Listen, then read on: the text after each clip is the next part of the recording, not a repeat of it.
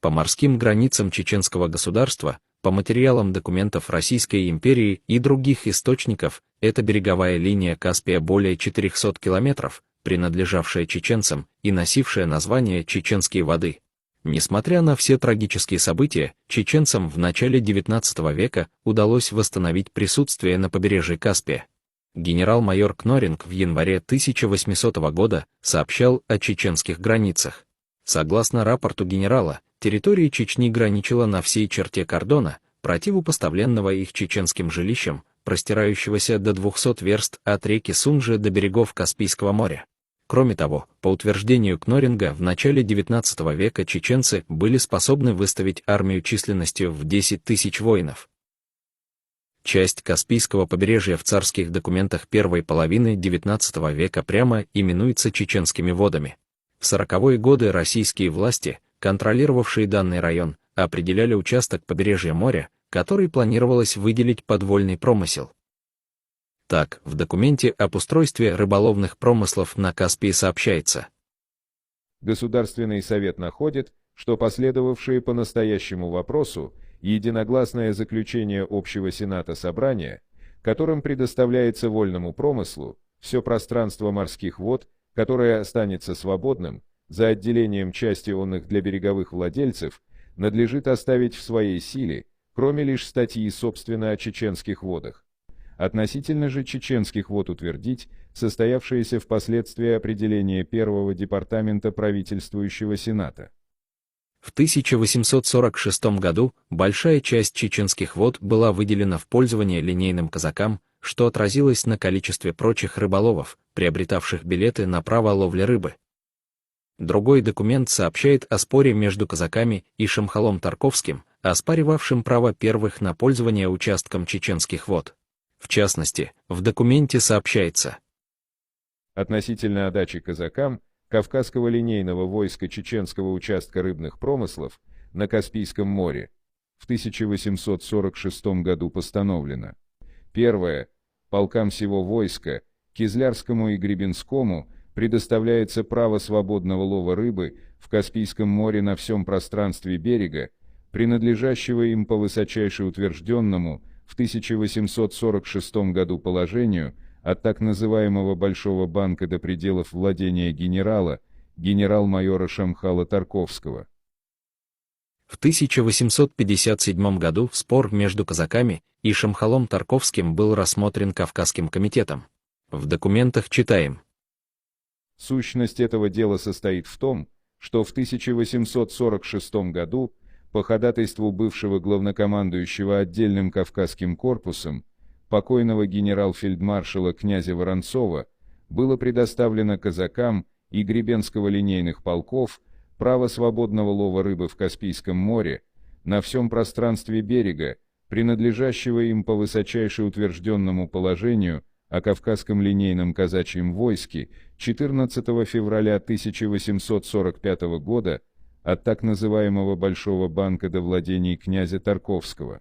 При определении границ сих вод, которые имеют свое особенное название, а именно вод чеченских, генерал-лейтенант князь Тарковский объявил права, собственно, на часть их.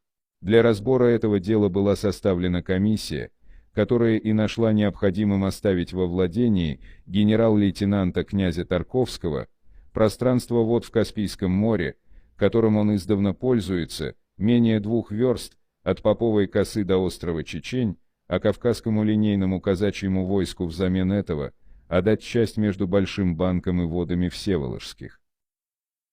В споре о разграничении чеченских вод участвовали 3 стороны: казаки Кавказского линейного войска, рыбопромышленники и князь Тарковский. 2 первые стороны не имели никаких прав собственности на данные воды.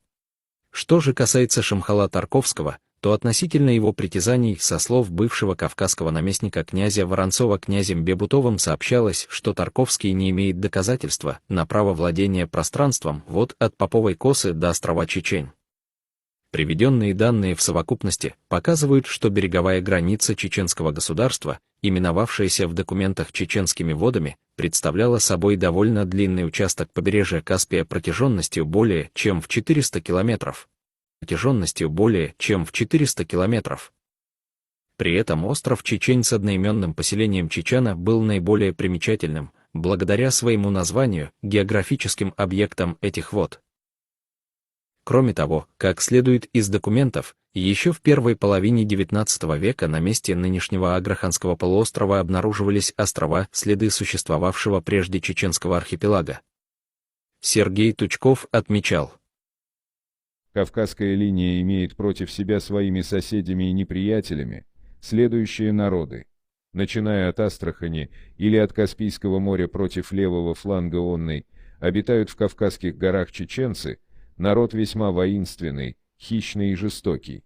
Число их обстоятельно определить нельзя, так как они для военных действий и набегов нередко соединяются с другими кавказскими народами, иногда и с лезгинами. Хуан ван Гален, указывая в общем границы Чечни до 1820 года, сообщал, что вдоль центральной части, выразимся так, хребта находится поселение Большой и Малой Кабарды, живут осетины или осеты, а далее к востоку соседствуют с Каспийским морем и Дагестаном чеченцы. Генерал-майор Пула в своей докладной записке о положении дел в 1830-х годах, отражая изменение границ расселения чеченцев после начала Кавказской войны, писал: К управлению начальника левого фланга Кавказской линии отнесено пространство, ограниченное главным хребтом гор, Андийским Койсу, Сулаком, Каспийским морем и Тереком, Ассой и Даут-Мартаном. Главное народонаселение этого пространства составляет чеченское племя, самое сильное, самое буйное и воинственное из всех кавказских народов. В качестве заключения можно сделать следующие выводы. Основное русло Волги, ныне Старая Волга, прежде Большой Банг, делило северо-западные воды Каспия на два участка. Первый участок – чеченские воды вдоль западного берега Каспийского моря до устья Сулака, включая Аграханский полуостров. Второй участок – всеволжские воды вдоль северного берега моря и далее на восток по левобережной стороне Волги. Из этого следует, что бытующее в исторических кругах мнение, согласно которому под чеченскими водами разумелись только воды близ острова Чечень, является ошибочным.